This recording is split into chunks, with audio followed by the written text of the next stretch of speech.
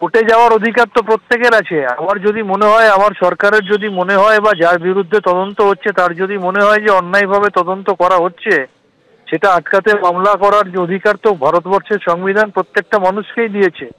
কিন্তু পাশাপাশি মহামান্য আদালত যদি আর একটা প্রশ্ন করতো যে ইডি বা সিবিআই বিজেপির অভিযুক্ত নেতাদের বিরুদ্ধে কেন তদন্ত করছে না, যে শুভেন্দু অধিকারীর বিরুদ্ধে সিবিআই এফআইআর আছে এবং 20টা এফআইআর আরো রয়েছে, তাকে কেন তদন্তের আওতায় আনা হচ্ছে না, বা নিয়োগ দুর্নীতি কাণ্ডে মিডলম্যান প্রসন্ন রায়ের বাড়িতে দিলীপ ঘোষের দলিল পাওয়ার পরও দিলীপ ঘোষকে কেন তদন্তের আওতায় আনা হচ্ছে না, ইডি সিবিআই এর কনভিকশন সবকিছু নিয়েই দেশের মানুষের মধ্যে বড় প্রশ্ন চিহ্ন রয়েছে।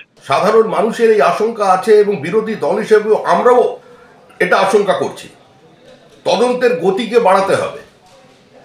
কে প্রতিহিংসার তত্ত্ব বলছেন, কে এটা নিয়ে বিরোধিতা করছেন, কে প্রধানমন্ত্রীকে কদর্য আক্রমণ করছেন, এগুলোকে সমস্ত দূরে সরিয়ে রেখে এই কণ্টকাকীর্ণ পথেই ইডিকে সিবিআইকে তদন্তের গতি আরো বাড়াতে হবে।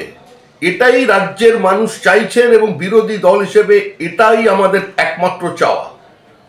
আমরা চাই তদন্তের গতি ত্বরান্বিত হোক। চোর পুলিশ খেলা দীর্ঘদিন হয়েছে, ক্লান্ত মানুষ এখন ছোট চোর চাইছে না, মানুষ ডাকাত চাইছে, যাদের অনুমোদন এবং অনুপ্রেরণায় এই লুট সংগঠিত হয়েছিল, এই শিক্ষাক্ষেত্রকে ধ্বংস করবার পরিকল্পনা হয়েছিল, তারা শাস্তি পাক, তাদের মানুষ দেখতে চায়।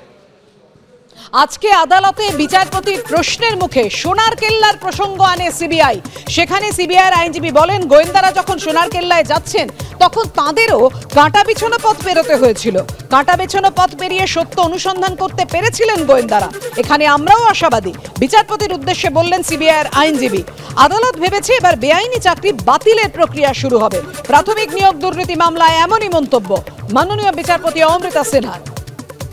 ইডির তদন্তের গতি প্রকৃতি নিয়ে হতাশ আদালত। আজকে মাননীয় বিচারপতি এই প্রশ্ন করেন ইডিকে যে গতিতে তদন্ত হচ্ছে তাতে সবাই ছাড়া পেয়ে যাবে, কিছুই আর পাবে না ইডি। প্রাথমিকে নিয়োগ দুর্নীতির মামলায় ইডির তদন্ত নিয়ে হতাশা খোদ আদালতে। প্রতি পদে মামলা হচ্ছে, বিভিন্নভাবে তদন্ত ব্যাহত করার চেষ্টা চলছে। প্রাথমিকে নিয়োগতে তদন্ত প্রক্রিয়া নিয়ে অভিযোগ কেন্দ্রীয় এজেন্সির। আপনারা কি ভেবেছিলেন সবকিছু খুব মসৃণ হবে? ইডিকে প্রশ্ন বিচারপতির।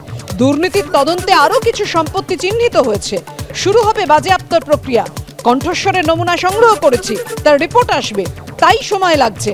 কোর্টে সওয়াল ইডির। তদন্তের গতি নিয়েই পাল্টা প্রশ্ন বিচারপতি অমৃতা সিনহার। বিচারপতির প্রশ্নের মুখে সত্যজিৎ রায়ের সোনার কেল্লার প্রসঙ্গ তুলল সিবিআই। গোয়েন্দারা যখন সোনার কেল্লায় যাচ্ছেন তখন তাদেরও কাঁটা বিছানো পথ পেরোতে হয়েছিল। কাঁটা বিছানো পথ পেরিয়ে সত্য অনুসন্ধান করতে পেরেছিলেন গোয়েন্দারা।